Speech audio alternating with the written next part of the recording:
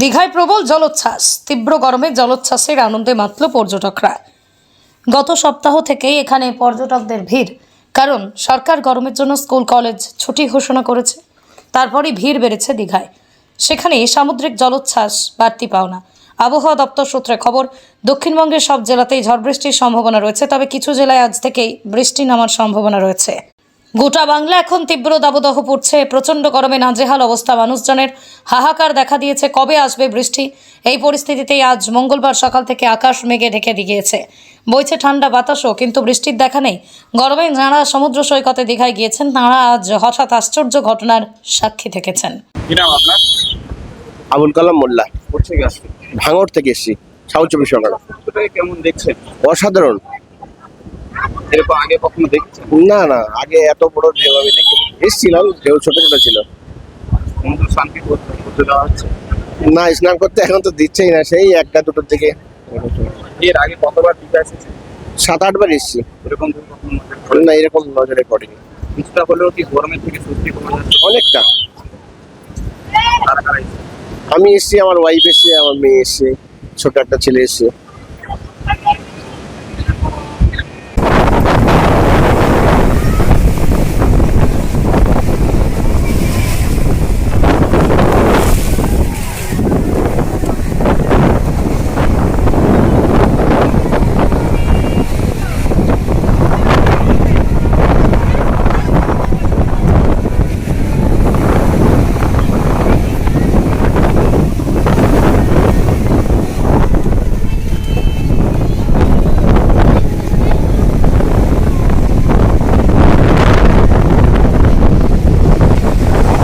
কি নাম আপনার? নিরঞ্জন সিট। কি করেন এখানে? এখানে আমি নলিয়া হিসাবে কাজ করি, সিভিল ডিফেন্স। আজকে দীঘা সমুদ্র কেমন দেখা যাচ্ছে? কয়েকদিন ধরে ভীষণভাবে উত্তাল চলছে সমুদ্র, তাই সমস্ত সিভিল ডিফেন্সের নলিয়ারা সবসময় তো নজরদারি চালাচ্ছেন, এবং দীঘা থানার তরফ থেকেও সবাই নজরদারি করছেন যাতে কোনো অপ্রীতিকর ঘটনা বা অঘটন না ঘটে। তার জন্য সদা সর্বদাই আমরা নজরদারি চালাচ্ছি। এই সময় তো খুব একটা জোয়ার দেখা যাচ্ছে না, কেন এই জোয়ারের এই ব্যাপারটা কেন লক্ষ্য করা যাচ্ছে? কালকে অমাবস্যা, তার আগাম বাড়ছে এবং আবহাওয়া খুব খারাপ চলছে। অমাবস্যার আগে প্রচুর পরিমাণে জলটা বাড়ে এবং সমুদ্র উত্তাল। কালবৈশাখী কিছুটা প্রভাব কি পড়ছে যেমন? কালবৈশাখী খানিকটা পিছন দিকে হয়নি, তার জন্য সামনেটা পড়ছে। সমুদ্র ভয়ঙ্কর উত্তাল, এতে নামা এই মুহূর্তে খুব বিপজ্জনক। আপনার সতর্ক করছেন পর্যটকদের? সমস্ত পর্যটককে আমরা সদা সর্বদাই নজরদারি করছি যাতে কোনোভাবেই নামতে না পারেন। এখন ভাটা হলে নামবেন, কমর চলে স্নান করবেন।